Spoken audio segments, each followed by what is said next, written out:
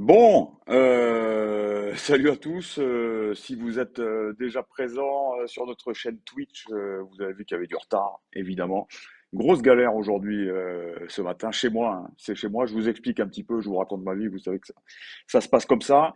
J'ai des travaux, j'ai des maçons à la maison. Ils sont en train de péter des murs d'1 mètre de large. Il y a des coupures de courant, des coupures Internet.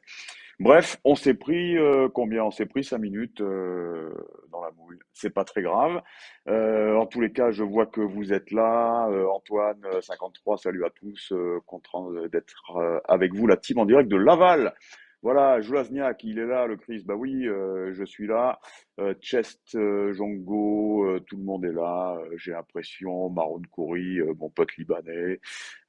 Ninja 71, Nico Amskas, évidemment.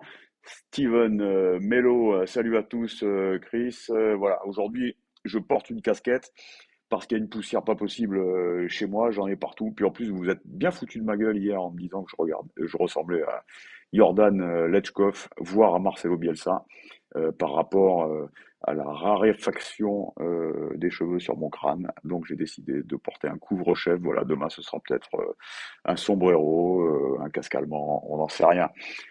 Foudre 08, salut de Suisse. Jay Patuccio est là aussi. Alex Bess. C'était quoi le bug? Ben, je viens de vous le dire, hein, voilà, un gros problème de connexion aujourd'hui.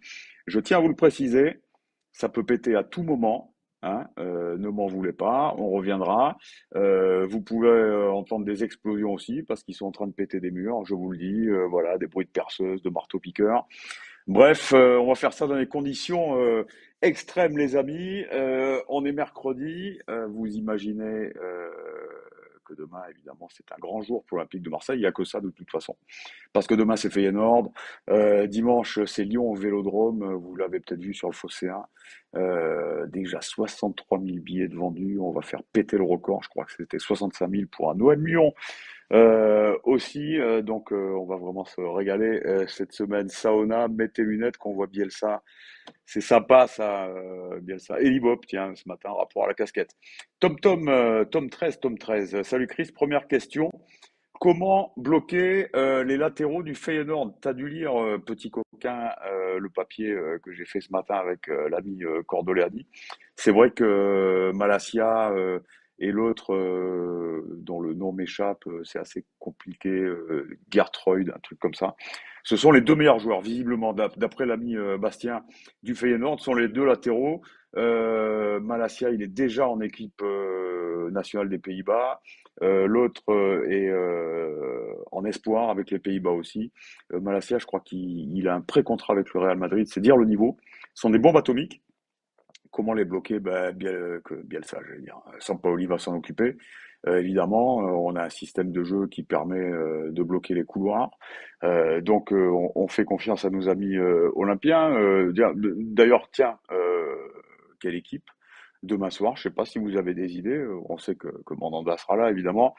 On imagine que la charnière sera là aussi. Je pense qu'on va faire jouer la charnière centrale titulaire avec Saliba, avec Tchaleta. Peut-être un troisième, hein. À mon avis, non, parce que d'après ce que Bastien m'a dit, ça attaque plutôt à 3. Hein. C'est plutôt un 4-2-3-1 avec une seule pointe. Côté Feyenoord, donc à mon avis, on va défendre à 2. Alors qui à gauche, j'en sais rien. Luan Pérez, peut-être. Qui à droite, Rongier. Ah, la perceuse arrive, je sais pas si vous l'entendez. Donc voilà, pour le reste, donnez-moi vos. Voilà, Tyrell Malassia et Lucharel Gertroida à droite. C'est un copier-coller du Phocéen. Merci, mec, pour la précision. Chris, si l'OM finit deuxième, est-ce que ça sera la meilleure saison de l'OM au 21e siècle? Et si on gagne la Ligue des Champions, enfin, la Conférence League, évidemment, hein, la question est déjà passée. Ça sera une des meilleures saisons. Il y a la saison avec Deschamps quand même, hein. Le retour du titre, t'imagines, ça faisait 17 ans qu'on l'attendait, doublé en plus, avec la Coupe de la Ligue. Mais on pourra la mettre sur le podium, hein, cette saison. Puis, il y a quand même la saison, ok, avec Garcia, on foire sur la fin pour attraper la Ligue des Champions. Mais on fait quand même une putain de Ligue Europa. C'était quand même pas mal aussi. Bref, ça sera une des plus belles saisons. Et en plus, il y a eu du jeu. En plus, il y a eu du jeu, ce qui n'était pas forcément le cas lors des saisons dont je viens de parler. Donc oui, sans problème, on peut la mettre sur le podium pour le 21e siècle. Antoine, Chris, penses-tu qu'il reste une chance de prolonger Booba? On en parle tous les jours. Moi, je pense que si Booba prolongeait, ce serait fait, à moins qu'il attende de savoir si on va disputer la C1. Mais enfin, à mon avis, ça rentre pas en compte. Euh, Gris Nardo, salut Christophe, t'as pris Racine au comptoir, t'es là tous les matins. Eh ben ouais, je suis là tous les matins. Écoute, en ce moment, il y a Canuti qui est aux Pays-Bas, les autres ont beaucoup de boulot. Seb Volp, j'ai essayé de l'avoir ce matin, il est au téléphone depuis ce matin, il n'a pas raccroché une seule fois. Tiens, ça me fait penser que je vais me mettre en vibreur, peut-être, d'ici qu'il m'appelle. Voilà, qu'on vous fasse pas profiter de ma vie quotidienne. Euh, donc voilà, bah, c'est moi qui m'y colle ce matin. Si ça vous emmerde, vous me le dites, hein, moi j'arrête, hein. C'est comme vous voulez, on peut faire un petit sondage, vous êtes content que je sois là. Pas content, en même temps vous êtes poli, vous n'allez pas me dire non. Voilà, repassons à nos moutons. Saliba, Tchaleta, Louane, Rongier, Camara Gendouzi, Gerson, Harit, Milik, Payet, équipe ultra offensive, on veut du jeu. Je pense qu'il y en aura un. Bastien nous le dit, c'est une équipe moderne, c'est une équipe très joueuse, hein, qui attaque beaucoup, qui prend beaucoup de buts. D'ailleurs, ça doit rentrer en compte, ça aussi.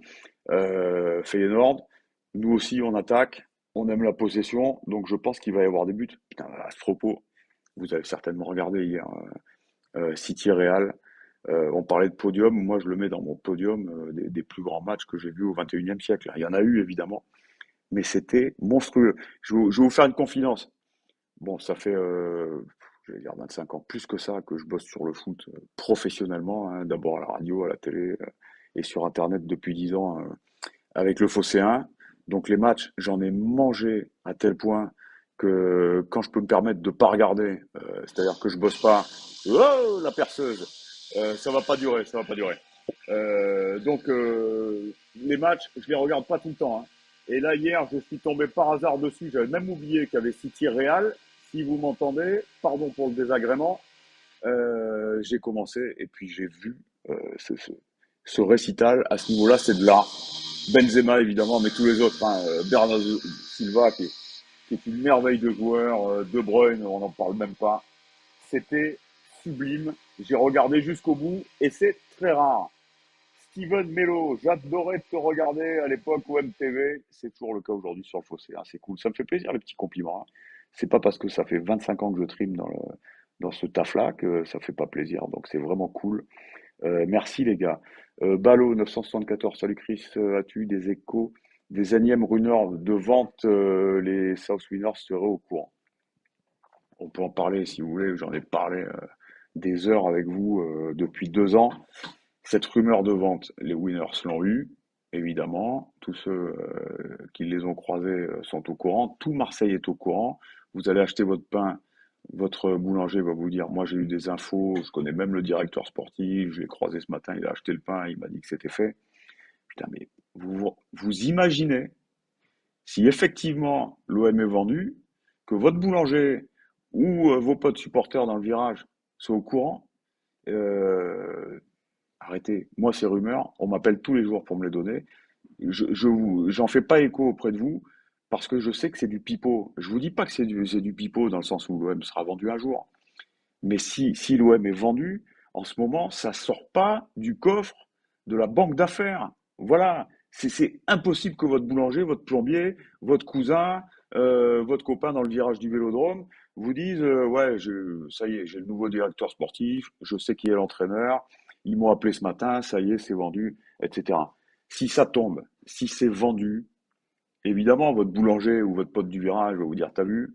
Eh ben, t'as rien vu du tout. Voilà, c'était un hasard.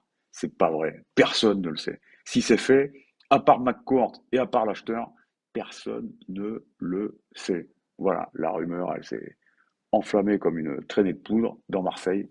Mais voilà, on n'apprend pas une vente de club, surtout de la dimension de Marseille, comme ça. Sauf si les mecs communiquent, sauf si l'acheteur veut communiquer ou si l'OM veut communiquer. Sinon, voilà.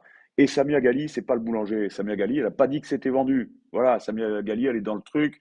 Elle était du côté de l'équipe Boudjelal, etc., qui voulait racheter, tous ces mecs qui veulent revenir. Bon, ben voilà. Mais c'est pas Samia Gali qui va annoncer. Samia Gali, c'est la première adjointe à la mairie de Marseille. Elle est sénatrice aussi, pour ceux qui savent pas. C'est pas elle qui va annoncer la vente. arrêtez de croire à ces trucs-là. Après, vous vous y intéressez, c'est normal. Moi aussi, discutez avec vos potes, avec votre boulanger. Voilà, ça va peut-être les faire venir, on sait jamais. Mais pour le reste, c'est de la flûte, comme j'aime à le mimer. Voilà, puis il faut savoir que j'ai été joueur de flûte professionnel dans ma jeunesse. Alors, revenons à nos choses sérieuses, des infos sur un possible renouvellement de prêt de Saliba. Alors, si Saliba reste à l'OM, ça sera pas un prêt, hein.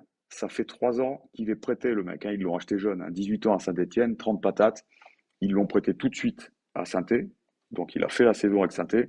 Il est allé à Arsenal, ça l'a pas fait. Ils l'ont prêté à Nice. Il est revenu à Arsenal. Arteta en voulait toujours pas. Pour quelle raison, j'en sais rien. Il faudrait qu'il nous l'explique. Bref, on nous l'a reprêté. Le mec va pas être prêté 4 années d'affilée.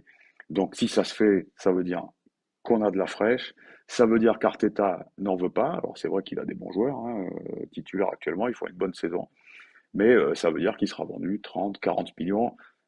C'est un nouvel international, le mec. Il a joué, il a été titulaire, il a été bon. Il va peut-être aller à la Coupe du Monde. Bref, voilà, ça sera 30, 40 patates. Donc il faut que Saliba ait envie de rester. Il faut que l'OM ait les thunes pour le garder. Et il faut qu'Arsenal soit d'accord pour le vendre. Ça fait beaucoup de si. Mais enfin, moi je croise les doigts s'il reste. C'est impeccable. Après, sinon, ben, l'ami Gigot sera là. Et puis peut-être d'autres, hein. On a parlé de Roma Saïs hier. Et puis il y aura sûrement d'autres.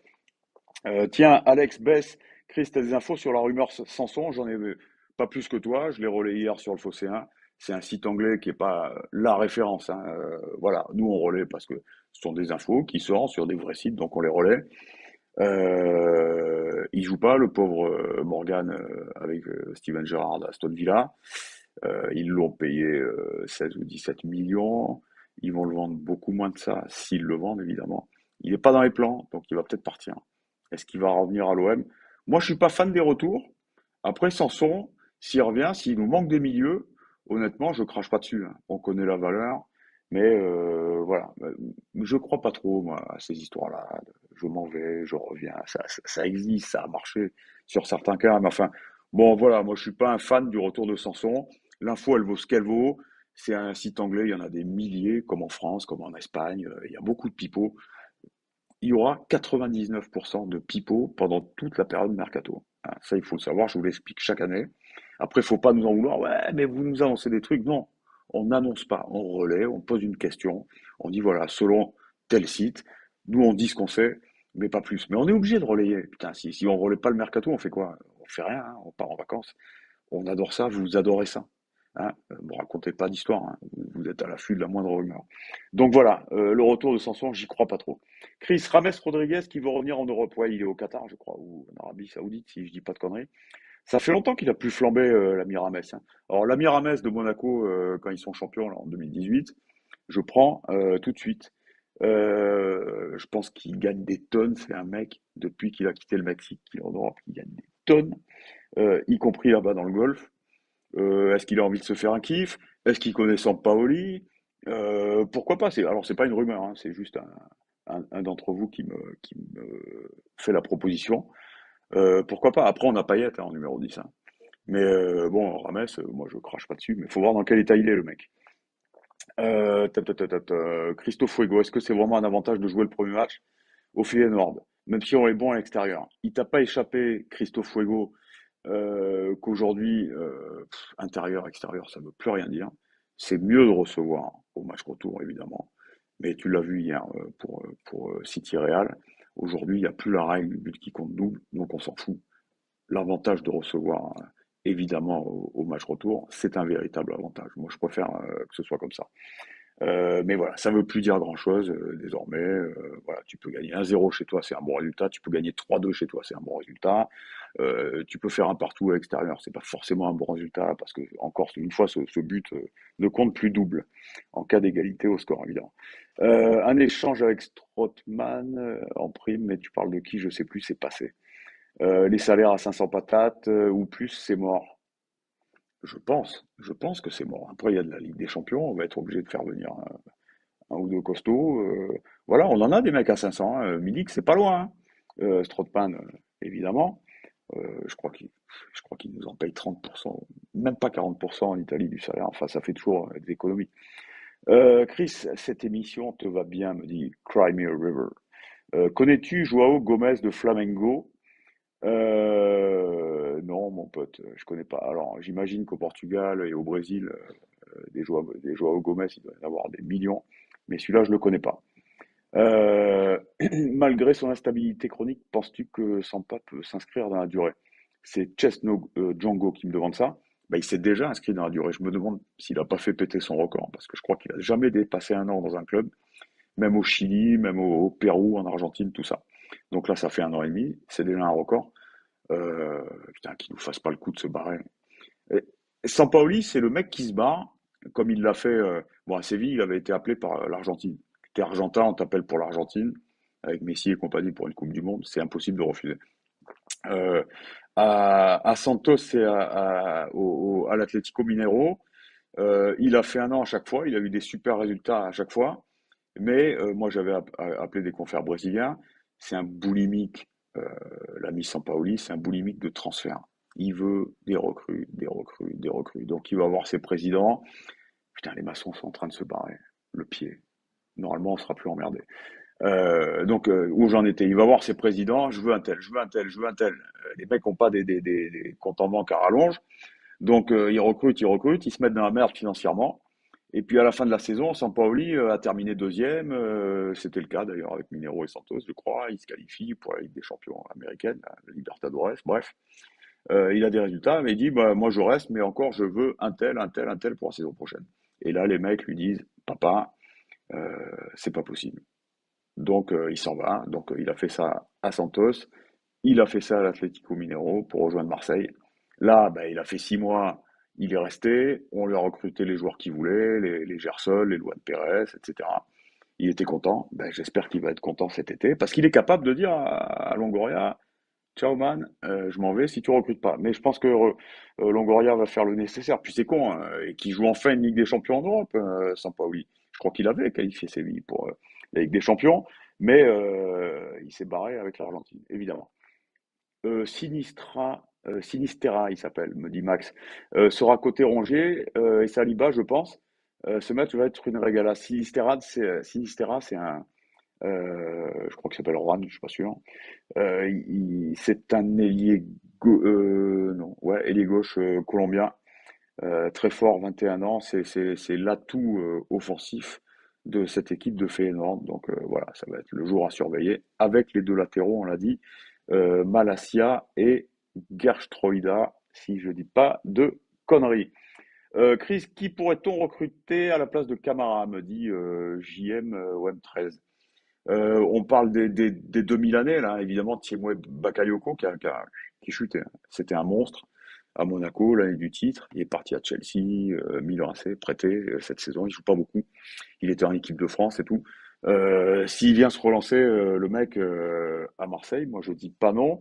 On parle aussi, son nom m'échappe, un joueur de l'Est, un Bosnien, un Slovène, je sais plus.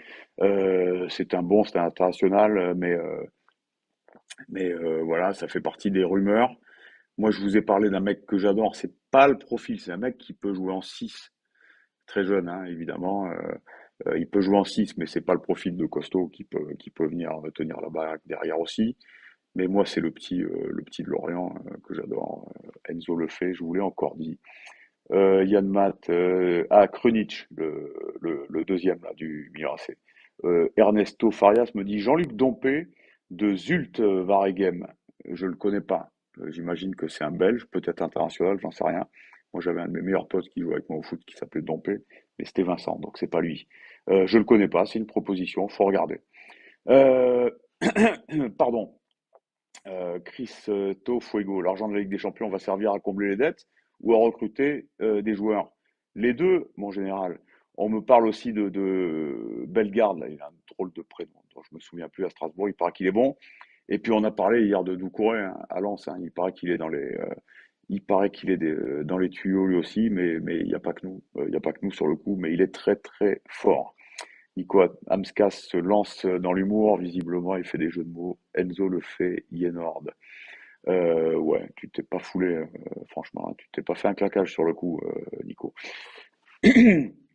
Claude Papy, tiens, le retour de mon ami Claude Papy. Putain, moi j'ai connu ce joueur. Je suis de la génération qui a connu Bastia en Coupe d'Europe. Claude Papy, c'était un numéro 10. C'était aussi fort que Platini, c'était un monstre. Malheureusement, le pauvre, il est mort, je crois, d'une crise cardiaque. C'était un immense joueur qui perdait ses cheveux comme moi. Merci Chris pour mon enfance. Ça va, c'est bon, me vieillis pas encore plus que je le suis. Je regarde, je t'ai regardé à tes débuts à OMTV, bah c'est cool. Merci, t'étais un enfant, aujourd'hui t'es peut-être grand-père.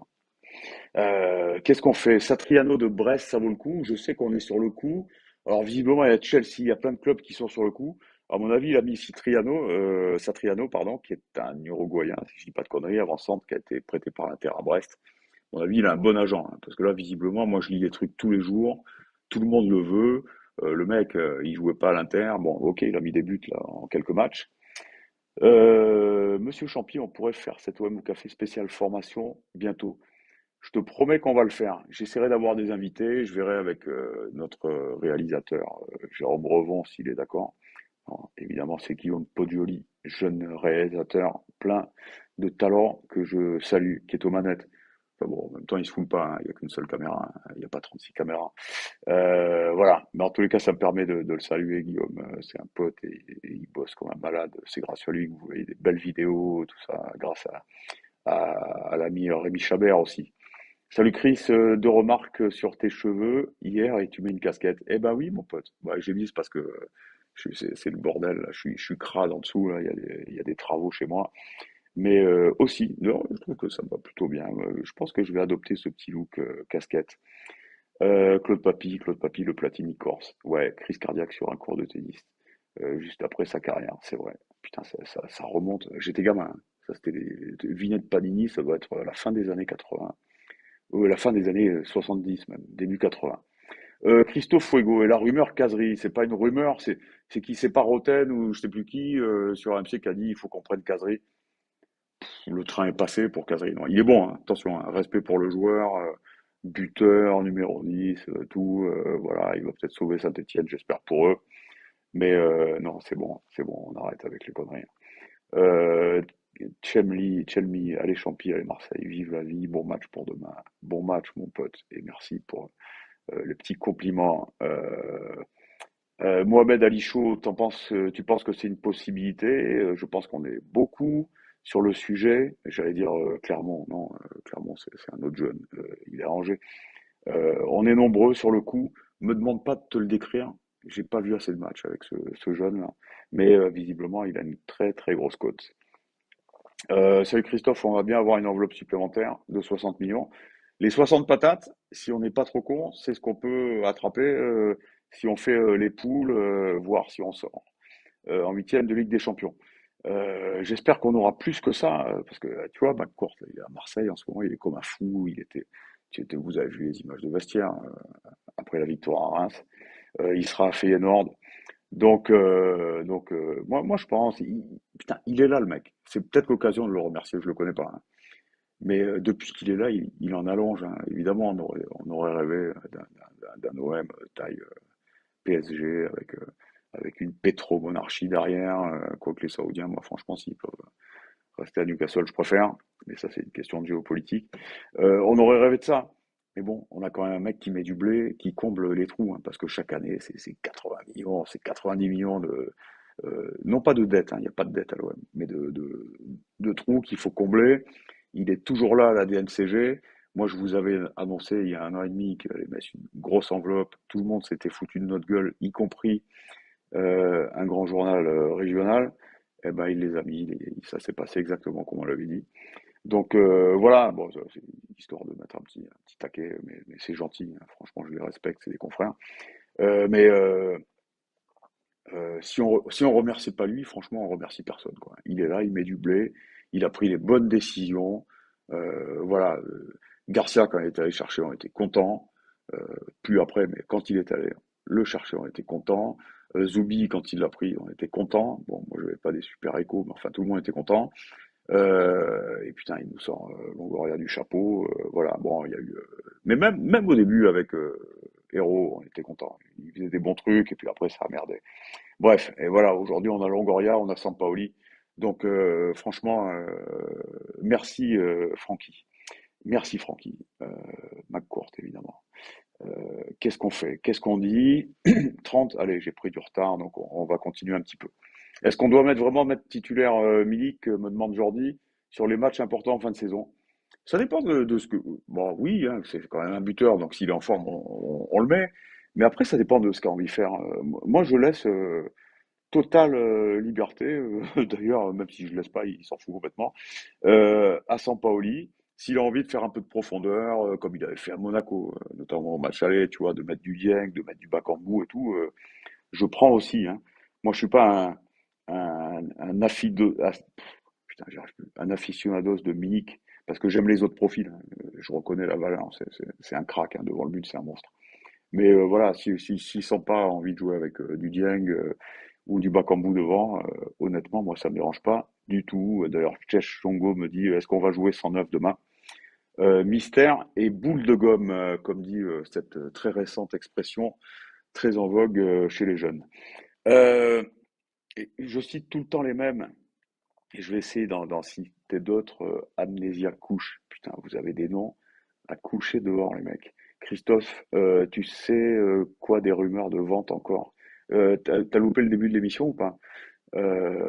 Parce que j'en ai parlé, tu regarderas le replay d'ailleurs qui paraît toujours vers midi, midi et demi.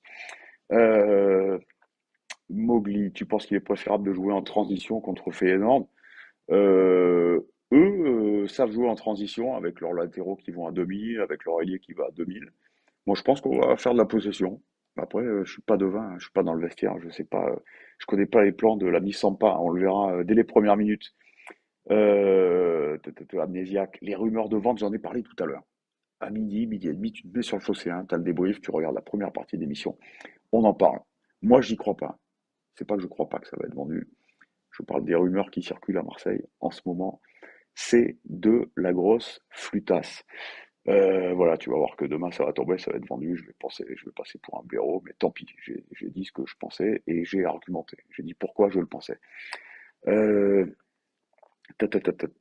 Jolasniak, finale à Tirana. Dommage, non? Non, ben, je l'expliquais hier. Il en faut pour tout le monde, cette Coupe d'Europe.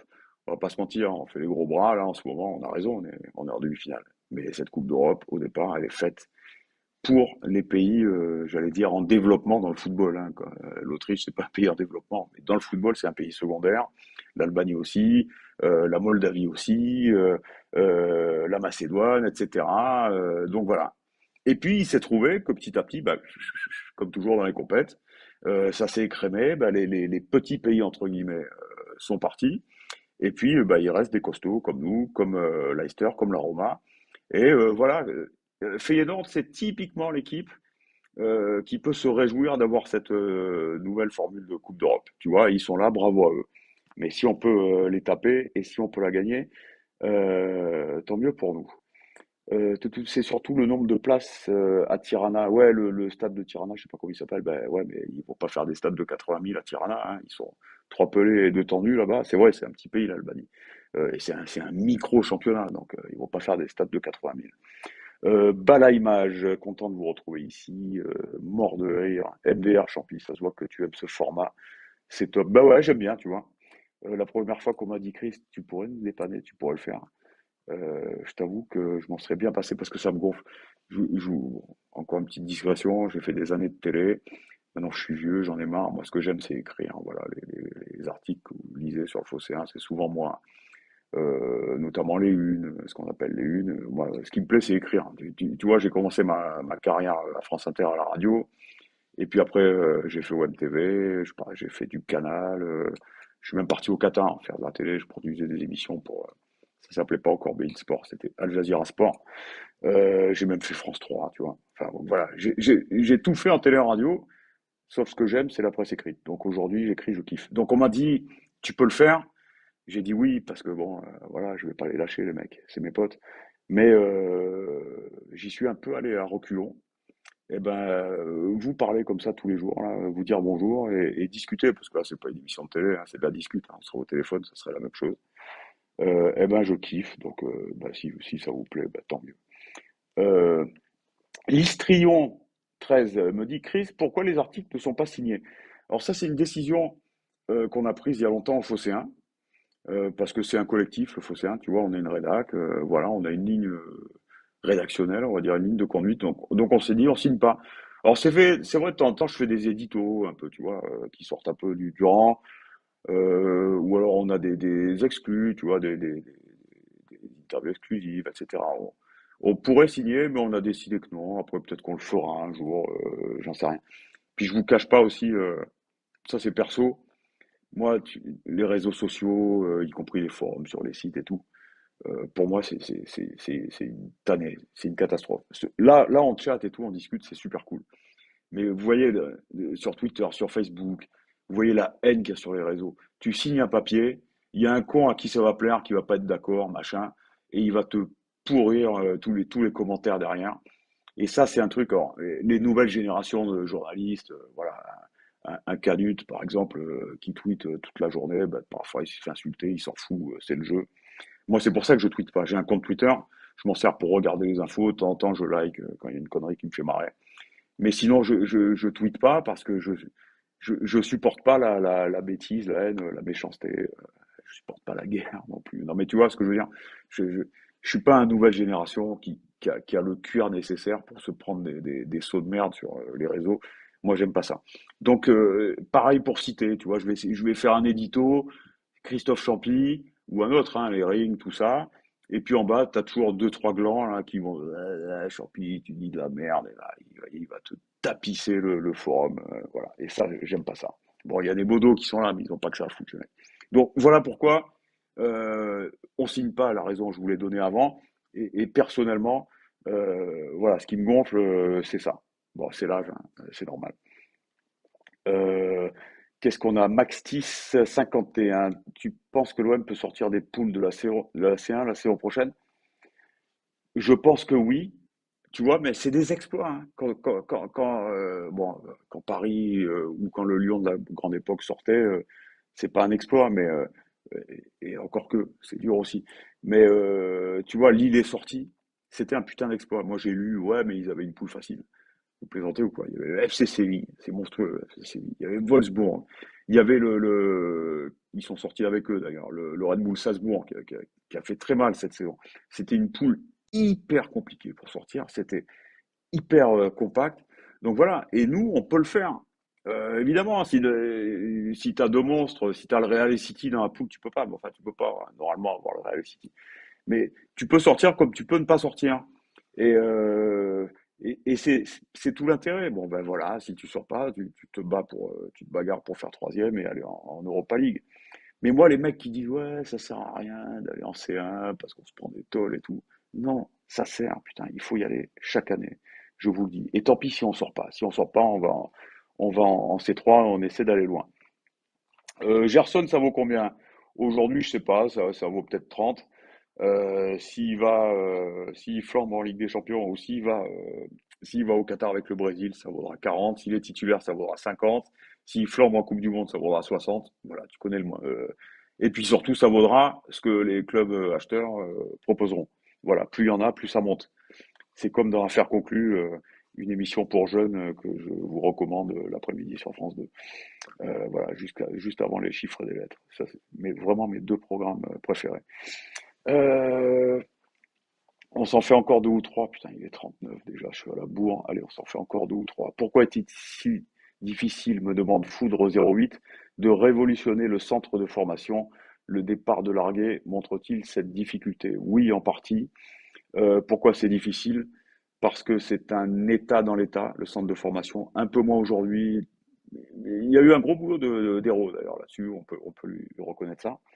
Mais avant, c'était un truc qui appartenait aux Marseillais, à la mairie, c'était une association, c'était différencié du club professionnel de la SASP. C'est des mecs qui sont là depuis 30 ans. Voilà. Je parlais du ruissellement, des petites miettes qui tombaient dans une émission récente. Et ben voilà, c'est- voilà, c'était spécial. On faisait signer 5-6 mecs par an pour faire tomber du pognon, des mecs qui n'ont jamais dépassé la DH après. Enfin bon, c'est le bordel. Ça n'existe plus. C'est beaucoup plus sérieux, c'est plus performant, même s'il n'y a pas de bons résultats avec la réserve, mais on s'en fout. Mais ça bosse mieux, c'est plus clean, mais ça reste compliqué. Mais je vous l'ai dit, j'ai l'impression que Longoria veut faire de la post-formation, il va chercher des mecs de 18 ans, là, comme le petit Turc, comme Dieng, comme le Camerounais qui va arriver, comme le petit Suisse, là, il s'appelle Ghebreyesus, qui est arrivé l'été dernier. Bref, et peut-être que c'est mieux comme ça. Voilà. Et puis après, je discutais avec un pote là, dont le fils joue, je crois qu'il est à Arles ou à Nîmes, je sais plus, et il me disait que chez les U14 à l'OM, il y avait des monstres. C'est une équipe qui est injouable. Là, ils ont pris je crois qu'ils ont pris les U14 de Clairefontaine, hein, donc c'est l'école nationale de football. Ils leur ont mis 10-0. Enfin voilà, il y a des talents, hein, il y a des jeunes, hein. D'ailleurs, ces petits partenariats, alors, on se fout de leur gueule un peu, mais visiblement, ça porte ses fruits parce qu'on va chercher des super gamins. Donc, il paraît que chez les U14, il y a des monstres, entre guillemets, des bombes, on va dire. Donc ça bosse et peut-être, on verra si ça porte ses fruits dans quelques années. Mais oui, c'est toujours un peu le bordel. Oui, c'est toujours compliqué ce qui se passe dans ce centre de formation. Et à mon avis, ça le restera, sauf si la mairie, conseil régional, général, tout ça, décide de mettre le haut là et de dire stop, on arrête de s'occuper de ce qui ne nous regarde pas. Euh, Allez, encore une ou deux et j'arrête, hein. 7 points, dont 3 contre Rennes, me dit OM de ouf, de ouf. Oui, et puis Rennes et Monaco vont se rencontrer, hein, il faut le savoir. Tu reviens demain avec Kevin pour nous parler de Feyenoord. Non, c'est Bastien qui parle de Feyenoord. Si vous voulez, on essaiera de l'avoir. Sinon, vous le lisez. Bah, non, c'est pas la peine. Vous le lisez ce matin. Il vous dit tout ce matin dans la une de 1 heure, la une du Phocéen. Donc, vous avez tout ce qu'il faut savoir. Il est 40, les gars. On avait pris du retard, donc ça fait 35 bonnes minutes. Je vais vous dire au revoir, bon appétit. Peut-être à demain, j'aurai encore des travaux, donc je sais pas, mais enfin ça s'est bien passé. On a eu du pot là en même temps, je les avais prévenus les mecs, ils ont été cool. Donc voilà, putain, il y a encore des questions. Gardez-les les mecs ou les nanas d'ailleurs, gardez-les. On se retrouve demain à la même heure et comme ça on recyclera vos questions que nous n'avons pas eu le temps de traiter ce matin. Je vous embrasse, je vous souhaite un bon appétit, une bonne journée. Et puis on se retrouve demain, on parlera sûrement du match de la soirée, il y a un petit match demain visiblement sur M6. Ciao les mecs.